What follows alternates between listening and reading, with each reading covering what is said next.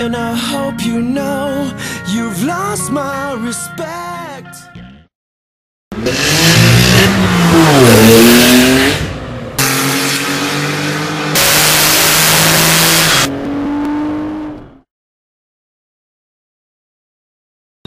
Hey, this is Mike Speck. I'm with the Bondurant School of High Performance Driving, and I also write for Modified Magazine. You might have read a couple of my articles.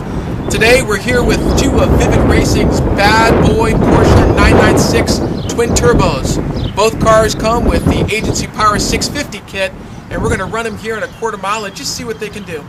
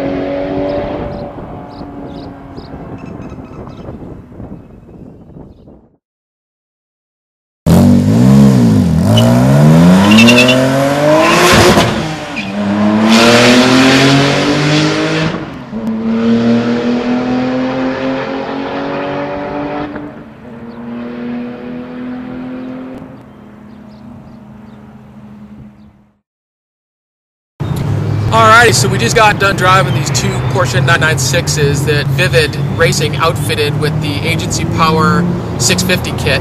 And actually there were some remarkable differences between the two cars. Looking at Vivid's car right here, it's running about 1.3 bar of boost, running a pretty aggressive clutch setup. The other big thing that I noticed with kind of turbo response is that it came in a fair amount earlier, roughly 42 to 4,500 RPM, pulled really linear from there on out. And then we've got one of Vivid's customer cars right here, equally impressive, but in a different way. Instead of running 1.3 bar, it's running closer to 1 bar, and boost does come in a little bit later, closer to 5,000 RPM. First gear runs out in a hurry because of it. So you don't really feel that boost again until 5,000, and once it kicks in, you're out of gear. But second and third are pretty manageable. Also, the clutch in this particular car was, I thought, a lot easier to use. Kind of more of a street setup that way. Maybe not applicable for super hard launches, but in day-to-day stuff, probably a little bit easier to use. And then the final thing you can see is that the ride height in this particular car is a little bit higher.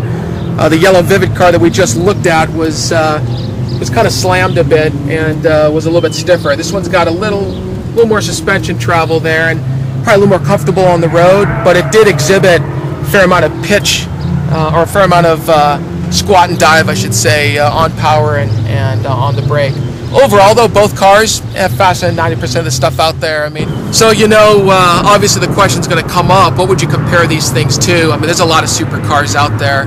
Probably price-wise and straight performance-wise, you probably compare this to a Ferrari F430. But personally, I got to be honest, I think this thing would probably smoke an F430, and I got a fair number of laps in a stock F430. So if you roll up to one of those things, stoplight, you're probably going to take them pretty easily in either one of these machines. Not to say that the Ferrari's bad; it's a badass machine. There's no doubt about it. But I think Vivid's probably done their homework here, and in terms of modding these things up, I think it probably have the upper hand.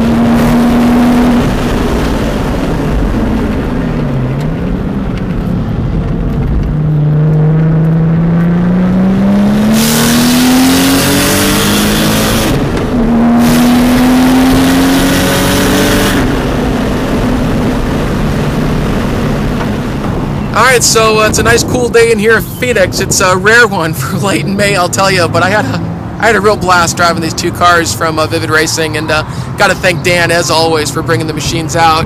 Hope you enjoyed what you saw. Can't go wrong with either one of these things, man. Can't go wrong with Vivid Racing. Everybody should know that.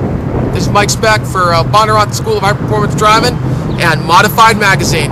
You all take care.